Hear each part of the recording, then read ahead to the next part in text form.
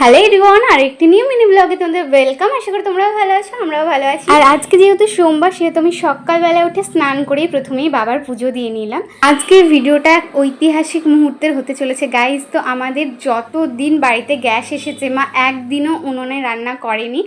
তো আজকে দেখো গ্যাস শেষ হয়ে গেছে, সেই জন্য উনুনে রান্না করতে হচ্ছে। তো আমার জেঠিমার উনুনটা চেয়ে নিয়ে এসেছে মা। এই বোন, কী করছিস তুই এখন?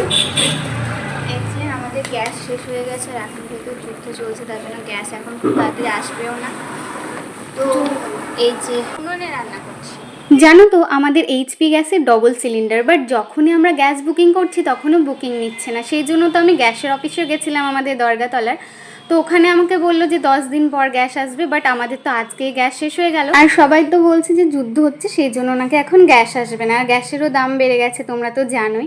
জানো তো আমারও একটা উজালা গ্যাস নেওয়া আছে, বাট আমার গ্যাসটা হচ্ছে এইচপি। তো ওটা ট্রান্সফার হয়ে নাকি আমাদের দরগাতলায় চলে এসেছে বিলডাঙায়। সেই জন্য আর আমার একটু গ্যাসের বইয়ের প্রবলেম আছে, সেই জন্য আমি এখন গ্যাস পাবো না। তারপরে আমি গ্যাসের দোকানের ছেলেটাকে বললাম আমাদের তো এখন গ্যাস শেষ, তাহলে আমরা কি করব? তো আমাকে বললো তোমাদের বাড়ির যে কোনো একটা ফাঁকা সিলিন্ডার নিয়ে এসে এখান থেকে গ্যাস ভরে নিয়ে যাও।